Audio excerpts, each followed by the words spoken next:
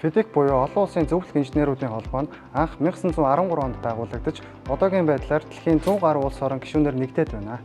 Энэхүү холбооны гол үүрэг нь инженерчил, барилгын төслийн гэрээг боловсруулахад оршино. Энэхүү гэрээ нь талуудын эрсдлийг тэнцвэржүүлж, маргаанаас зайлсхийх боломжийг бүрдүүлдэг бөгөөд төслийн удирдлагыг нэгдсэн стандартад оруулдаг юм а. Монгол улсын засгийн газрын 2025 оны 78 дугаар тогтоолоор нийслэл Улаанбаатар хотод хэрэгжүүлэх томоохон төсөл арга хэмжээнүүдэд ФИДИК-ийн гэрээний жишг нөхцөлийг хэрэглэхийг заасан. Үүний дагуу нийслэл Улаанбаатар хотод хэрэгжүүлж буй томоохон төслүүд болох метро, тарамбай, BRT зэрэг томоохон төслүүдэд энэхүү ФИДИК-ийн жишг гэрээг ашиглаж байгаа болно. ФИДИК-ийн жишг гэрээ нь олон улсын гэрээ хэлэлцээр шиг тухайн ашиглаж буй улс орны хууль тогтоомжоос давсан ойлголт биш юм а. ФИДИК-ийн жишг гэрээг ашиглалаа гэд энэ нь тухайн ашиглаж буй улсын хууль тогтоомжоос дээгүүрт тавигддаг.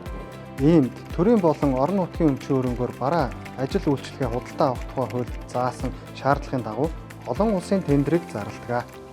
Мөн энэ хууль баталгаанд суурилж урьдчилгаа төлбөр төлөхөөр заасан байдаг боловч хувь хэмжээг Монгол улсын засгийн газрын 2023 оны 278 дугаар тогтоолын хавсралтаар баталсан төсвийн хөрөнгө оруулалтаар хэрэгжүүлэх төсөл арга хэмжээг төлөвлөх, санхүүжүүлэх, хянах, тайлагнах журамд барилга байгууламжийн төслийн хувьд үнийн дүнгийн 30 хүртэл хувиар заасан байна.